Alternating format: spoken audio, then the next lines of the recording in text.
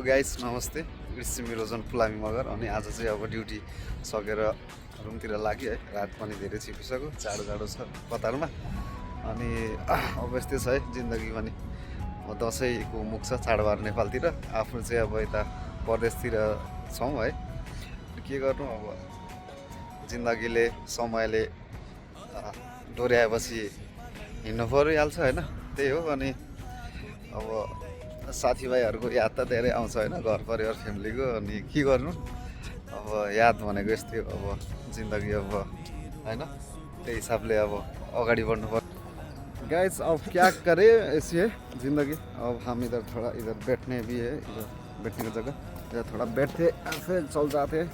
अब रूम आने का 2-3 मिनट बाँकी है। सो गाइज सबैजनाले हेर्नु हुँदैछ होला है, हेर्दै गर्नुहोस् है, हेर्दै गर्नुहोस् लाफालाई है, हेर्दै गर्नुहोस्।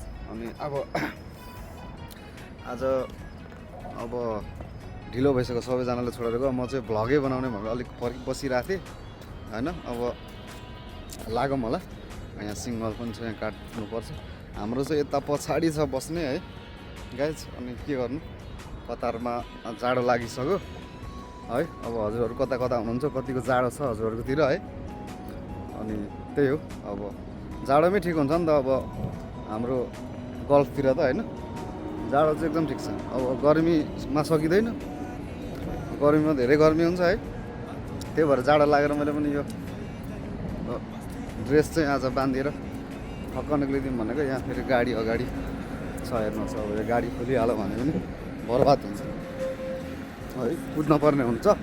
सो हामी चाहिँ यसो कुद्दा यसै यसरी हिँड्नुपर्ने हुन्छ है। के गर्नु, सानो भाइ पनि दौडिसक्यो यताबाट। अनि गाइजहरू कहाँ कहाँबाट हेर्दै हुनुहुन्छ है मेरो भ्लग, अनि कमेन्ट गर्नुहोस् है, कस्तो खालको भ्लग ल्याउनु पर्यो। हजुरहरूले पनि यसो सल्लाह सुझाव दिनुहोस् है, म त्यही हिसाबले ल्याउँछु।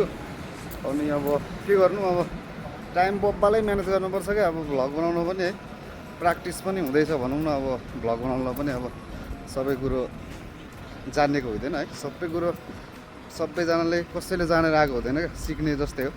मलाई चाहिँ अलिक रहर जस्तै हो, एउटा मेमोरी पनि हो। त्यो भएर अनि ठक्क भ्लगतिर जाउँ त, लाफा भ्लग्स भनेर है। फेरि यहाँ पनि सिग्नल छ होइन, सिग्नलै सिग्नल छ यार, के गर्नु गाइस। अब यहाँ पछाडि हामी यस्तो कुद्दै ऐसे चलता है। सो गाइस आज इधर देख सकता है आप लोग, पीछे बहुत इधर सिग्नल है। इधर का यता नियमै यस्तै छ क्या। अब के गर्नु, अब घाँस हानिदियो भने पनि फ्ल्याट भइहालिन्छ होइन। जिन्दगी त बचाउनु परिहाल्यो। जिन्दगी बचाएन भने फेरि त्यस्तै हो, फेरि सकिहाल्यो। यता पछाडि चाहिँ हाम्रो नेपाली छ, नेपाली सबहरू हाम्रो रुम छेउतिर। अनि जे होस्, अब परदेशतिर पनि अब हाम्रो नेपाली सबहरू धेरै भइसक्यो जस्तो क्या, विदेशतिर है। नेपाली दाजुभाइहरू भेटिन्छ, खुसी लाग्छ सबैजनालाई देख्दाखेरि। अनि जे होस्, नेपालतिर गाउँतिरको धेरै मर्ने गरेर यादै चाहिँ सुतिहालौँ लडिहालौँ खालको पनि हुँदैन होइन। धेरै भेटिन्छ दाजुभाइहरू, खुसी लाग्छ।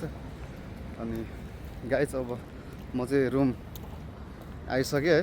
अब फेरि म अब छुट्टीमा अझै म राम्रो खालको भ्लग है, कन्टेन्ट लिएर आउँदैछु। सबैजना हेर्दै गर्नुहोस्।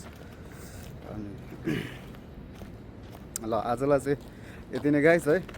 अब अरू नेक्स्ट भ्लगमा भेटौँ ल। लाइक कमेन्ट सेयर सब्सक्राइब पनि गरिदिनु होला है त। ल नमस्ते, जय नेपाल, जय कतार। ल बाई, सी यू सानो भाइ, टेक।